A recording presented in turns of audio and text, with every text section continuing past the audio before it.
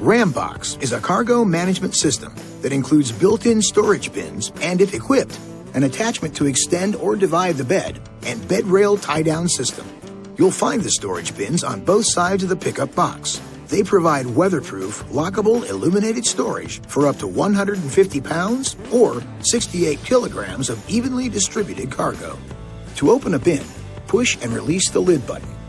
Push the manual switch near the rear of each bin to turn the light off and on. To lock the bins, just use the vehicle key and turn it clockwise in the push-button keyhole. If water gets into a cargo bin, just pull up on the edge of the removable drain plug. To reinstall the plug, push it back down into place. The bed extender gives you 3 functional positions: storage, divider, and extender.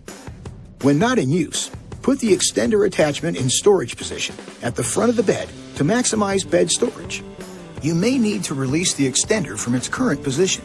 If so, just use the vehicle key to unlock the center handle, then turn it vertically. Then, move the extender forward to the front panel.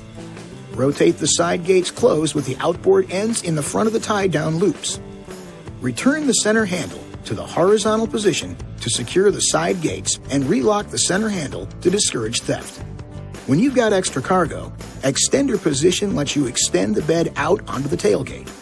This will give you 15 inches or 38 centimeters more cargo space when needed. Find the locating pin and rotating handle on both sides of the truck bed near the tailgate. Lower the tailgate and turn the center handle vertical to release the side gates. Slot each side of the gate onto the pin and handle. Turn the handle to lock it into place. The bed rail tie-down system uses 2 adjustable cleats on each side of the bed to help you secure your cargo. Locate each cleat, then tighten it into one of the side rail positions, and you've got a secure tie-down loop.